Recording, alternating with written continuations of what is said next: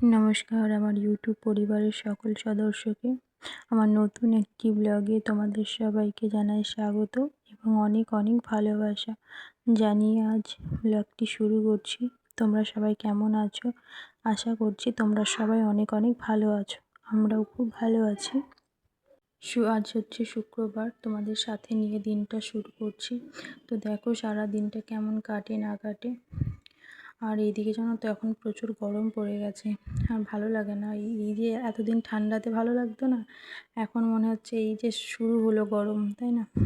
মানে মানুষের কোনো দিকেই শান্তি নেই। গরম পড়লেও মানে সহ্য করা যায় না, ঠান্ডাতেও তাই। আর আমার তো সবথেকে বেশি ভালো লাগে বর্ষার দিন।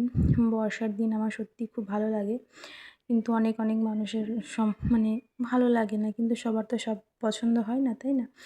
তো যাই হোক, এদিকে গরম পড়ে গেছে।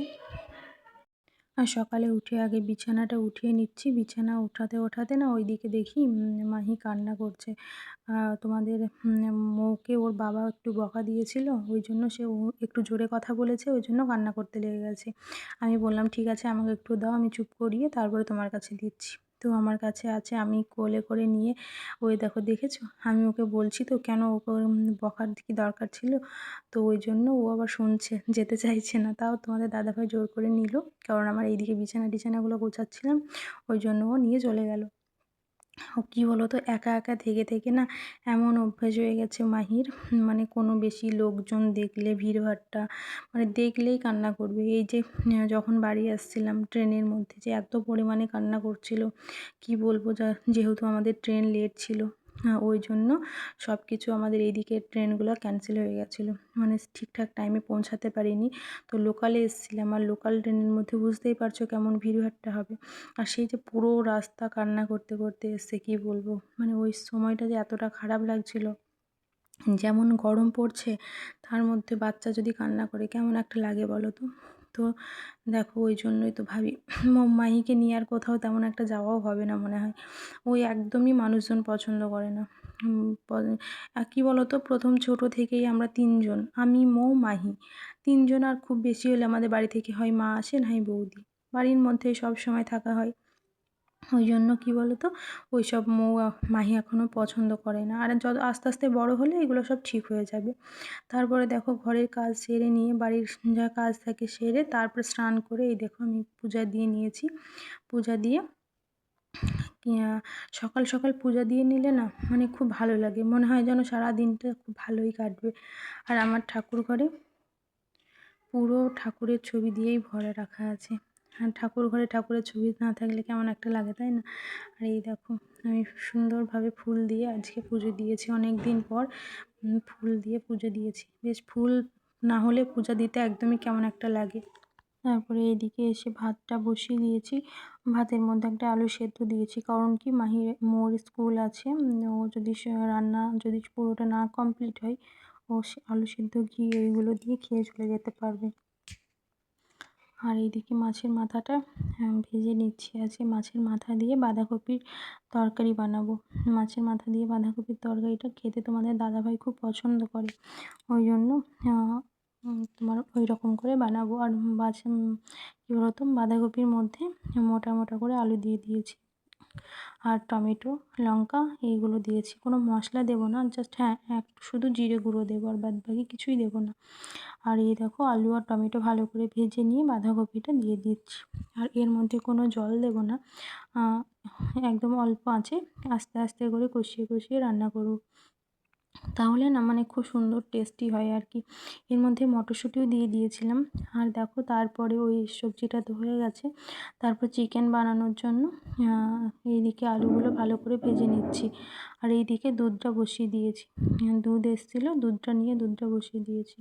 আর এইদিকে দেখো হলুদ আর লবণ দিয়ে ভালো করে চিকেনটাকে ভালো করে ভেজে নিচ্ছি, সরি চিকেন না, আলুটাকে ভেজে নিয়ে তারপরে এর মধ্যে পাঁচফোড়ন, এলাচ, দারচিনি, লবঙ্গ যা কিছু হয় সব কিছুই দিয়ে দেবো।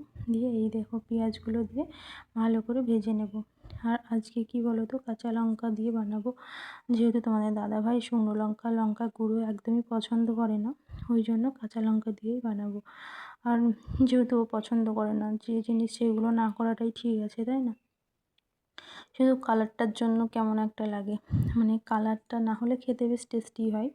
আর এই দেখো চিকেনটা ভালো করে ধুয়ে নিয়েছিলাম, আমি ধুইনি যেহেতু এই চিকেনটা তোমাদের দাদাভাই ধুয়ে দিয়েছিল। আমি এদিকে রান্না করছিলাম আর তোমাদের দাদাভাই ধুয়ে দিয়েছিল। তো দেখো এর মধ্যে শুধু পেঁয়াজ আর টমেটো দেওয়া আছে, আর দিয়ে ভালো করে মাংসটাকে কষিয়ে নেব। মানে এইদিকে কষাবে, এখন আমার কোনো মশলা দেওয়া হয়নি। একটু ভালো করে কষিয়ে নিয়ে তারপর এর মধ্যে মশলা দেবো, যেসব বাকি যে মশলাগুলো হয়, আদা, জিরে আর হচ্ছে রসুন, এইগুলো দিয়ে তারপরে আবার ভালো করে কষিয়ে নেব। আর এই দেখো কেমন গ্রিন কালারের হয়েছে, তাই না? গ্রিন কালারটা মানে চিকেনের কালারটা হয়তো লাল হবে না, কিন্তু খেতে মোটামুটি খারাপ হয়নি। দেখো কালারটা এখন তো তাও যা বা আছে, এরপর ধনেপাতা তাই পেস্ট করে দিয়েছিলাম, তারপরে আরেকটু কালারটা আরও একটু চেঞ্জ হয়ে গেছিলো। এখন একটু ভালো করে কষিয়ে নিয়ে তারপরে জল ঢেলে দেবো। তো চলো, এই দেখো আমার রান্নাবান্না কমপ্লিট হয়ে গেছে। দেখো কালারটা খুব একটা যে কালো কালার হয়েছে তা না, কিন্তু খেতে ভালোই হয়েছিল। তারপরে আমার বাড়িতে বৌদি এসছে, কৃষাণুবাবু এসছে। তো আর এইদিকে যা প্রচুর রোদে তাপ, মানে গরম, পুরো গরম পড়ে গেছে এইদিকে। তো চলো ফ্রুটিটা ওদের দিয়ে দিই এখন। আর এই দেখো কৃষাণুবাবু কী করছে, দেখো কৃষাণুবাবু ক্যামেরা অন করলে এমনটা করে, ও বাচ্চা মানুষ বুঝতেই পারো। আর মাহি তাকিয়ে তাকিয়ে দেখছে কৃষাণুকে কী করছে না করছে। আর বৌদি ওইদিকে মনে হয় দাদার সাথে কথা বলছিল, তো মাহিকে ডাকছে আসো। আর মাহি কেমন দৌড়ে যাচ্ছে দেখো, কোলে উঠবে বলে। মাহি না এখন কোলে থাকতে বেশি পছন্দ করে। তো চলো বৌদি এসছে, একটু ঘুরতে যাব, বাজারের দিকে যাব ভাবছি। বৌদির কিছু কেনাকাটা আছে, ওই জন্য বাজারের দিকে একটু যাব, ওই জন্যেই এসছে বৌদি আর কি। তো বৌদি আজকে এসছে, বৌদির সাথে আবার কালকে আমরা একটু বাড়ির দিকে যাব ভাবছি। এইদিকে আমি একটু রেডি হয়ে নিচ্ছি, চুলটা বেঁধে নিয়েছি আর শাড়ি পরলাম। গরমের দিনে চুড়িদার পরলে হতো, কিন্তু ভাবলাম না একটা শাড়ি পরি, আর কটনের শাড়িগুলো পরলে ভালোই লাগে।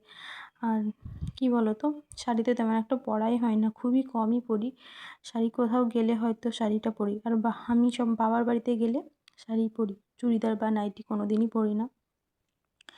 আর দেখো পুরো রেডি তো হয়ে গেছি।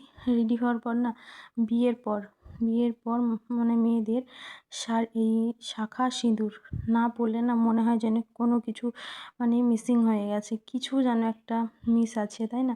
এই দেখো সিঁদুর পরলে না পুরো মুখটা যেন ভরা ভরা লাগে, বেশ ভালো লাগে। এই দেখো তারপর আমরা রেডি হয়ে গেছি। তো জলের বোতল কৃষাণুর জন্য নিল, আমিও মোর জন্য বৌদিকে বললাম তুমিও নিয়ে নাও, তো দিয়ে দিলাম। তারপর তোমাদের দাদাভাইও যাবে, আমি বললাম তুমিও রেডি হয়ে নাও। তো তারপরে দেখো সন্ধ্যার দিকে যে জামা কাপড়গুলো কাচা হয়েছিল সব বৌদি ভাঁজ করে দিয়েছে। তো চলো আজকে